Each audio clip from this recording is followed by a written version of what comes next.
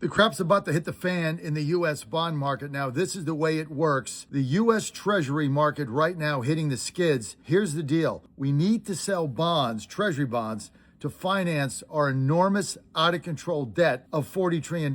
But buyers have to stand at auction, and they're demanding higher yields. It's not the problem that we don't have the buyers. The problem is the buyers want more money. They want higher interest to buy these bonds. Right now, 30-year bond, 5.3%, highest it's been in a decade. 10-year, 4.7%, highest it's been in a decade. Now, there's a very toxic combo going on here. Massive Treasury supply. They have too many bonds to sell. That's going to raise your price. We have $40 trillion in debt. We have inflation, and we have foreign investors that are pulling back. All of that is putting pressure on the bond market, which means to finance this debt, what Scott Bessent has to do is he keeps having to raise the price or raise the interest rate paid on these long and shorter term bonds in order to finance this debt. Now, investors here are saying, look, we're going to finance you, but you have to cough up higher interest. You have to pay us. Now, Scott Bessent took a shot the other day at buying back what is called older, longer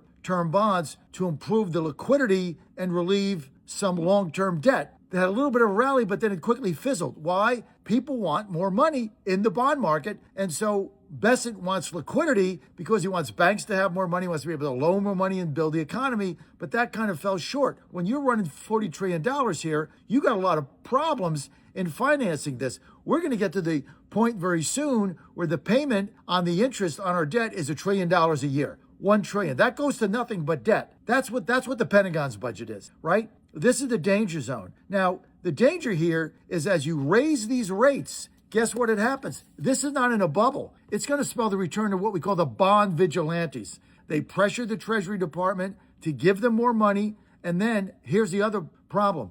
As this debt goes higher and the bond yields go higher, what does that affect? Well, it affects business loans, interest rates go up. Mortgages, rates go up. Can't buy a home. Then things start to get really ugly. So this is going to affect everything that we do. Scott Bessent is on top of it, but we cannot continue down this path. We've hit the danger zone at $40 trillion. $40 trillion in debt should get everybody's attention. And what we have to do is Washington's got to get together. We got to get these clowns together, get your butt off vacation, and you got to find a way. This debt cannot go over $40 trillion.